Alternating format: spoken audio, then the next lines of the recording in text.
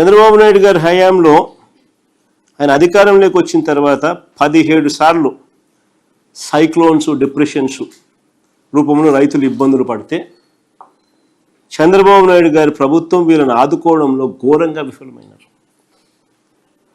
మా ప్రభుత్వంలో ఉచిత పంటల బీమా పెట్టి రైతులకు అన్ని రకాలుగా తోడుగా ఉంటూ వాళ్ళ భారాన్ని కూడా ప్రభుత్వమే కడుతూ ఈ పథకాన్ని మేము అమలు చేసాం.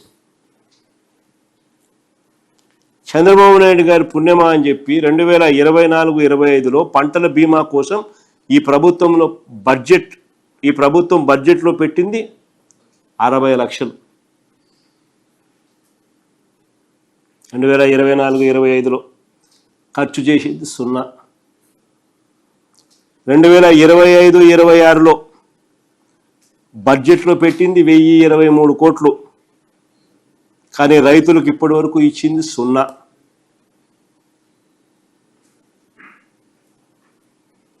ఇక ఈ బడ్జెట్లో 2026-27 బడ్జెట్లో పంటల బీమా కింద పెట్టింది 250 కోట్లు.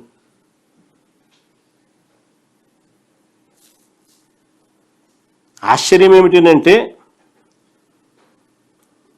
2023-24కు ఖరీఫ్ రబీలకు సంబంధించి 2024 జూన్లో రాష్ట్ర ప్రభుత్వం ప్రీమియం కడితే కేంద్ర ప్రభుత్వం కూడా దానికి జత కలిపి రైతులకు ఇవ్వాల్సింది కాంపెన్సేషన్ ఇన్సూరెన్స్ కంపెనీలు ఇస్తాయి.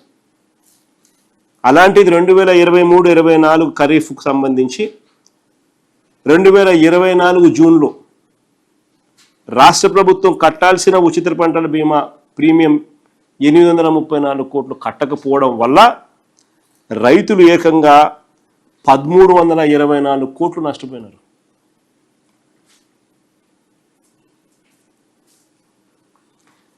పోనీ 2024 రబీకి సంబంధించి ప్రభుత్వం ఏమైనా ప్రీమియం కట్టిందా అని అంటే అది గట్ల.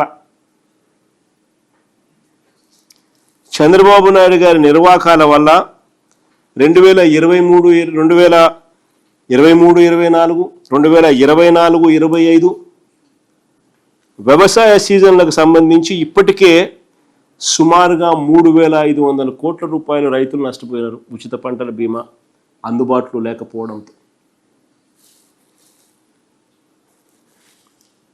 2025-26లో మనం అంతా చూస్తూనే ఉన్నాం. మోందా తుఫాన్ వచ్చింది, దిత్వా తుఫాన్ వచ్చినాయి. ఇక 2025-26లో లెక్కేసుకుంటే ఉచిత పంటల బీమా లేకపోవడంతో పాటు కింద మీద పడి రైతులే వాళ్ళ ప్రీమియంను వాళ్ళు కట్టుకున్నా రాష్ట్ర ప్రభుత్వం తాము కట్టాల్సిన తమ వాటా కట్టకపోవడంతో రైతులు పూర్తిగా నష్టపోయిన పరిస్థితి.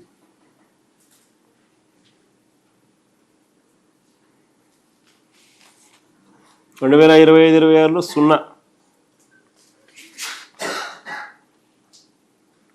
వైఎస్ఆర్సీపీ హయాంలో ప్రతి ఏటా క్రమం తప్పకుండా ప్రీమియం మేమే కట్టి రైతులపై ఒక్క పైసా కూడా భారం పడకుండా 5 ఏళ్లలో 54,55,000 మంది రైతులకు 7,802 కోట్లు చెల్లించిన ఇన్సూరెన్స్ ప్రీమియం.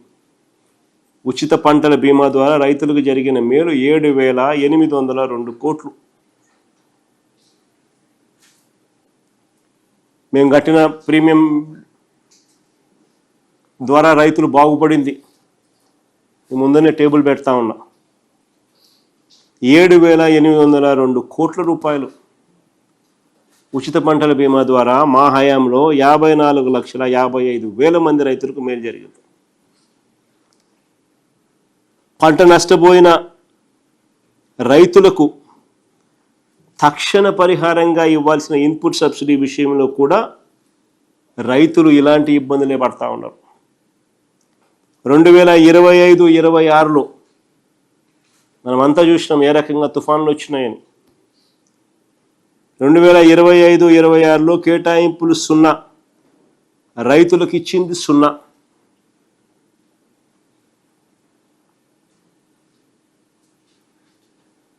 ఇందులో మోంతా తుఫాన్ కారణంగా రైతులు జరిగిన నష్టాన్ని ఫస్ట్ ఆఫ్ ఆల్ కుదించారు. 15 లక్షల ఎకరాల నష్టం జరిగితే దాన్ని 4 లక్షల ఎకరాలకే పరిమితం చేశారు. మొత్తంగా చూస్తే ఇన్పుట్ సబ్సిడీ కింద దాదాపుగా రైతులకు 900 కోట్లు బకాయిలు ఉన్నాయి ఇప్పటికీ.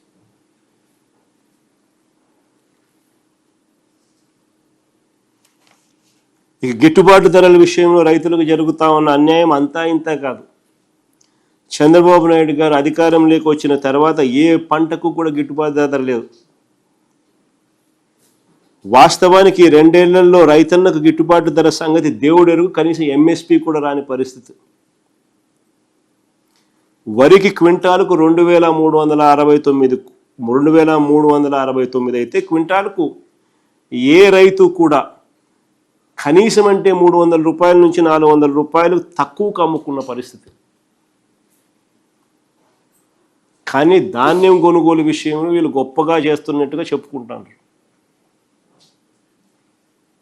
వీళ్ళ పుణ్యమా అని చెప్పి గతంలో ఈ క్రాప్ పెట్టి ఆర్బీకేల ద్వారా ప్రతి రైతుకు కూడా గిట్టుబాటు ధరలు వచ్చేట్టుగా కొనుగోలు చేస్తూ ఎంఎస్పి ఇవ్వడమే కాకుండా GLT gunny bags, labour, transport ద్వారా ప్రతి ఎకరాకు ప్రతి క్వింటాల్కు అదనంగా 252 రూపాయలు మా ప్రభుత్వ హయాంలో మేలు జరిగేది.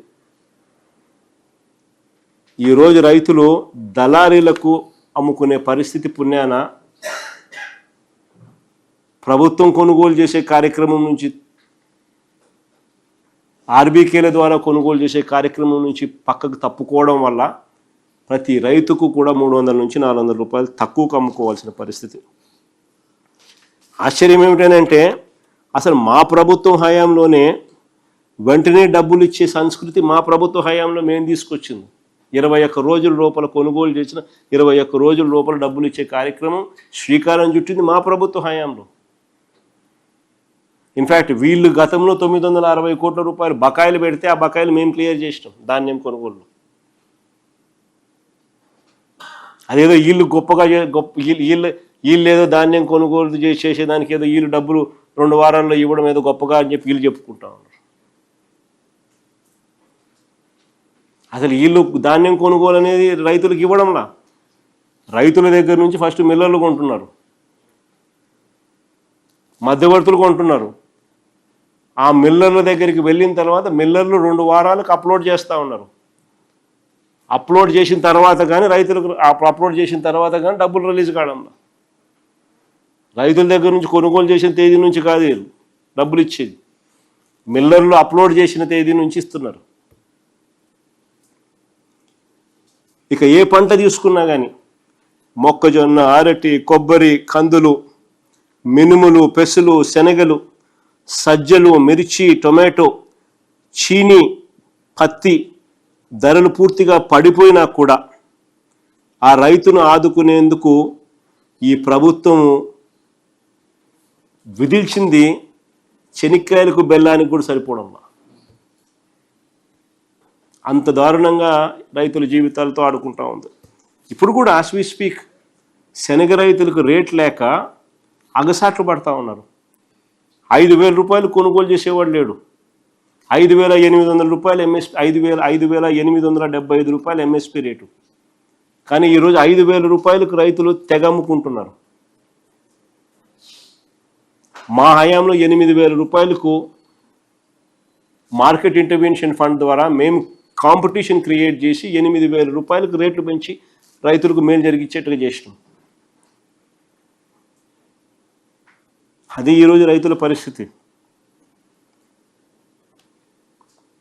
ఈ ప్రభుత్వం ధరల స్థిరీకరణ నిధి కోసం ఖర్చులు చూస్తే 2024-25 బడ్జెట్లో కేటాయించింది 300 కోట్లు, ఖర్చు చేసింది కేవలం 50 కోట్లు, 50,48 లక్షలు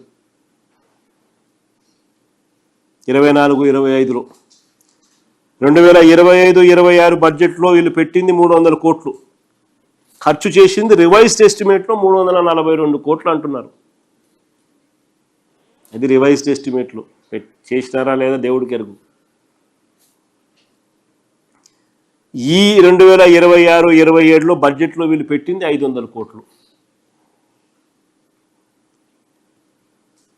నేను అడుగుతా ఉన్నా, అదే మా హయాంలో 3,000 కోట్ల రూపాయలు ధరల స్థిరీకరణ నిధి పెట్టి ఆ 5 సంవత్సరాలలో ఏకంగా 7,756 కోట్ల రూపాయలు ఖర్చు పెట్టి మార్కెట్లో కాంపిటీషన్ క్రియేట్ చేసి మేము ధరల స్థిరీకరణ నిధి తీసుకొచ్చినాం.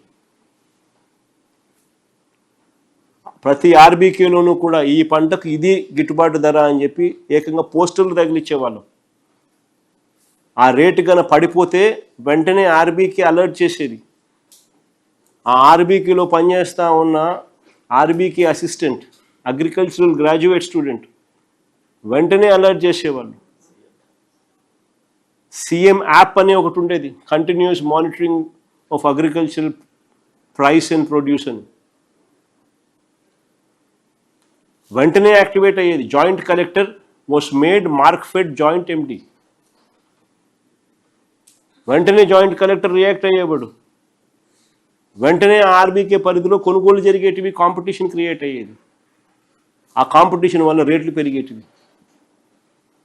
ఏకంగా 7,756 కోట్ల రూపాయలు ఖర్చు చేసి మార్కెట్ ఇంటర్వెన్షన్ చేసి ప్రైజెస్ నిలబడేట్టుగా చేసినాం. టేబుల్ కూడా చూడండి ఒకసారి. ఏ పంటకు మార్కెట్ ఇంటర్వెన్షన్ వల్ల ఏ రకంగా మేము ఇంటర్వ్యూన్ అయ్యి ఏ రకంగా రేట్లు నిలబెట్టినామని చెప్పి.